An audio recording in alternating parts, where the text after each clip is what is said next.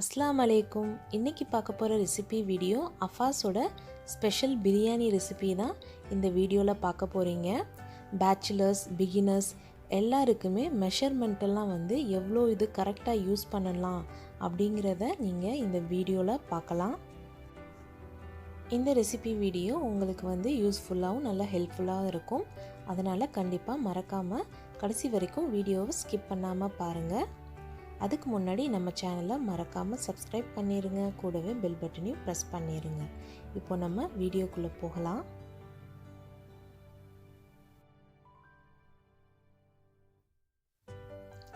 பெரிய வெங்காயம் 2 இந்த மாதிரி கட் பண்ணி எடுத்து வச்சுக்கலாம். தக்காளி 2, இஞ்சி பூண்டு விழுது 2 டேபிள் ஸ்பூன், பச்சை மிளகா 2, பட்டை 3, கிராம்பு 3, ஏலக்காய் 3, கொஞ்சமாக புதினா தலை, கொஞ்சமாக கொத்தமல்லி தலை எடுத்துக்கலாம்.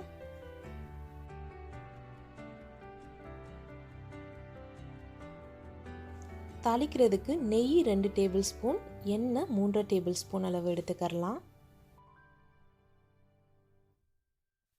எலுமிச்சம்பழம் பாதி எடுத்துக்கலாம்.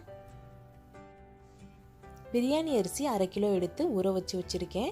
இன்றைக்கி இந்தியா கேட் பாஸ்மதி அரிசி யூஸ் பண்ணியிருக்கேன். இந்த மாதிரி சிக்கன் பீசஸ் தோல் எடுக்காமல் பெரிய பெரிய பீசஸாக 700 800 கிராம் வரைக்கும் யூஸ் பண்ணிக்கலாம். தயிர் 1 டேபிள் ஸ்பூன் அளவுக்கு எடுத்திருக்கேன். சிவப்பு மிளகாய்த்தூள் 1 டேபிள் ஸ்பூன் அளவுக்கு எடுத்திருக்கேன். வேறு எந்த மசாலாவும் நம்ம யூஸ் பண்ண போகிறதில்ல. இப்போது இந்த மாதிரி அடிகனமான பெரிய பாத்திரம் எடுத்திருக்கேன். இதில் எண்ணெய், நெய் எல்லாம் சேர்த்துடலாம்.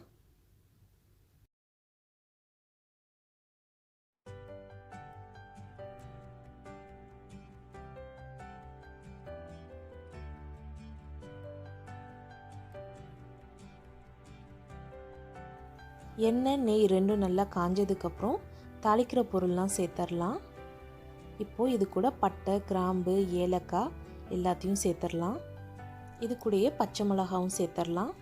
இப்போ இதெல்லாம் நல்லா பொரிஞ்சு வந்துருச்சு. இப்போ இது கூட பெரிய வெங்காயம் சேர்த்துடலாம். பெரிய வெங்காயத்தோட கலர் சேஞ்ச் ஆகிற வரைக்கும் நம்ம நல்லா வதக்கி எடுத்துக்கலாம்.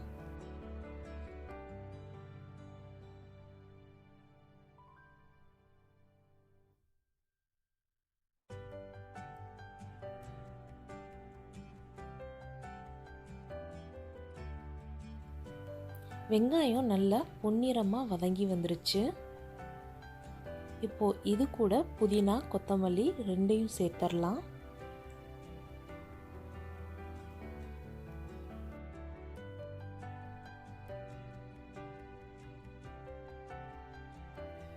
புதினா, கொத்தமல்லி எல்லாம் சேர்த்ததுக்கப்புறம் இது கூட இஞ்சி பூண்டு விழுதையும் சேர்த்துடலாம்.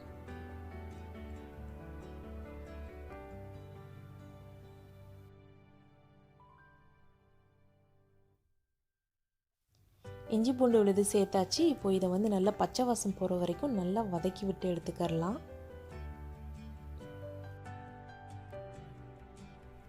இஞ்சி பூண்டு நல்லா வதங்கி வந்துருச்சு. இப்போ இது கூட கட் பண்ணி வச்சுருந்த தக்காளி பழம் சேர்த்துக்கலாம். மேக்ஸிமம் நீங்கள் நல்ல கலராக உள்ள தக்காளி பழம் சேர்த்திங்கன்னா பிரியாணியோட கலர் நல்லா அருமையாக கிடைக்கும். இப்போது தக்காளி நல்லா வதங்கி எண்ணெய் நல்லா பிரிஞ்சு வந்திருக்கு. இந்த ஸ்டேஜில் நம்ம மிளகாத்தூள் சேர்த்துக்கலாம். சேர்த்துட்டு இதோட பச்சை வாசம் போகிற வரைக்கும் ஒரு வதக்கி எடுத்துக்கலாம்.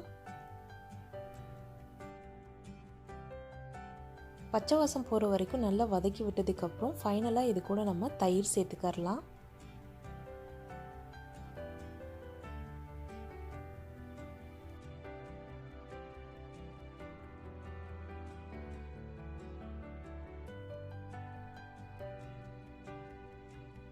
இப்போ பிரியாணி மசாலா ரெடி ஆயிருச்சு. இப்போது இது கூட நம்ம சிக்கன் பீசஸ் எல்லாம் சேர்த்துடலாம்.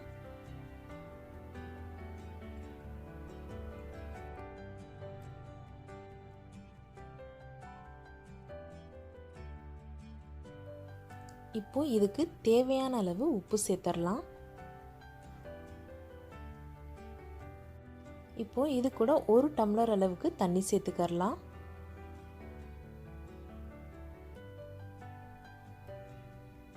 மூடி போட்டு சிக்கனை வேக வச்சு எடுத்துக்கறலாம். இப்போ சிக்கன் வெந்துருச்சான்னு பார்க்கலாம். சிக்கன் நல்லா வெந்து வந்திருக்கு. பார்க்கவே பாருங்கள் எவ்வளோ கலர்ஃபுல்லாக வந்திருக்கு கிரேவி. சிக்கன்லேயும் கிரேவி இருக்கிறதுனால அதையும் நீங்கள் அளந்துட்டு 1:2 ரேஷியோவுக்கு வந்து நீங்கள் தண்ணி விட்டுக்கறணும்.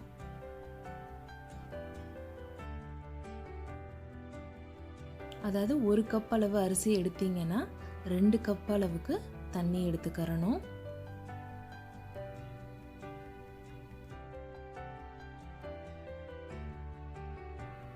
இப்போ அரிசிக்கு தேவையான அளவு உப்பு சேர்த்தரலாம்.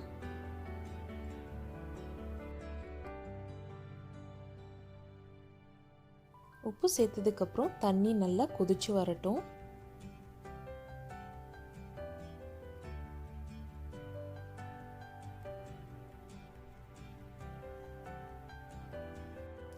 தண்ணி நல்லா கொதிக்க ஆரம்பிச்சிருச்சு. இப்போ நம்ம ஊற வச்சிருந்த பாஸ்மதி அரிசியை இது கூட சேர்த்தரலாம்.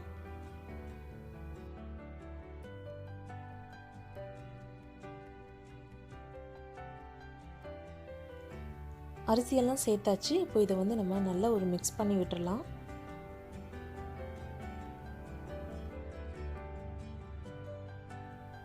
இப்போ இது கூட ஃபுட் கலர் சேர்த்துக்கறலாம். நான் இன்னைக்கு ஆர்கானிக் ஃபுட் கலர் யூஸ் பண்ண போகிறேன். 2 ட்ராப்ஸ் அளவுக்கு இது யூஸ் பண்ணிக்கறலாம். உங்களுக்கு ஃபுட் கலர் வேணான்னா நீங்கள் வந்து இதை வந்து ஸ்கிப் பண்ணிடலாம். இப்போ ஒரு மூடி போட்டு 10 நிமிஷம் மீடியம் ஃப்ளேமில் வச்சு எடுத்துக்கறலாம். 10 நிமிஷம் கழிச்சு இப்போ ஓப்பன் பண்ணி பார்க்கலாம். இந்த மாதிரி லைட்டாக தண்ணி மேலே இருக்கிற ஸ்டேஜில் நம்ம எலுமிச்சம்பழ சாறு சேர்த்துடலாம்.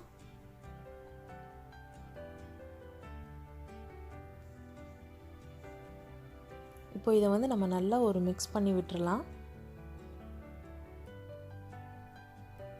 இப்போ மிக்ஸ் பண்ணி விட்டதுக்கப்புறம் ஒரு மூடி போட்டு 15 நிமிஷம் லோ ஃப்ளேமில் நம்ம தம்முக்கு விட்டு எடுத்துக்கறலாம்.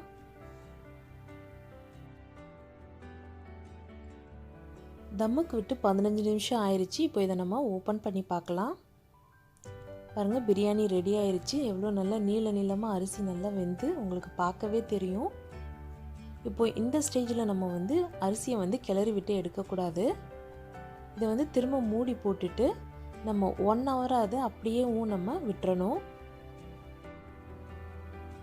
அட்லீஸ்ட் 1 ஹவர் கழித்து நம்ம சர்வ் பண்ணும் போது ஓப்பன் பண்ணி எடுத்தோன்னா உங்களுக்கு ஒரு அருமையான பிரியாணி ரெடி ஆயிரும். பாருங்கள், இப்போ இதை வந்து நம்ம ஒரு சைடாக கிளறி விட்டு எடுக்க போகிறோம்.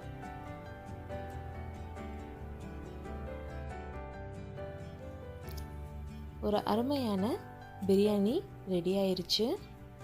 இந்த வீடியோ பிடிச்சிருந்துச்சுன்னா லைக் பண்ணுங்கள், ஷேர் பண்ணுங்கள் அண்ட் கமெண்ட் பண்ணுங்கள். இன்னொரு வீடியோவில் பார்க்கலாம். தேங்க்ஸ் ஃபார் வாட்சிங் அண்ட் பாய்.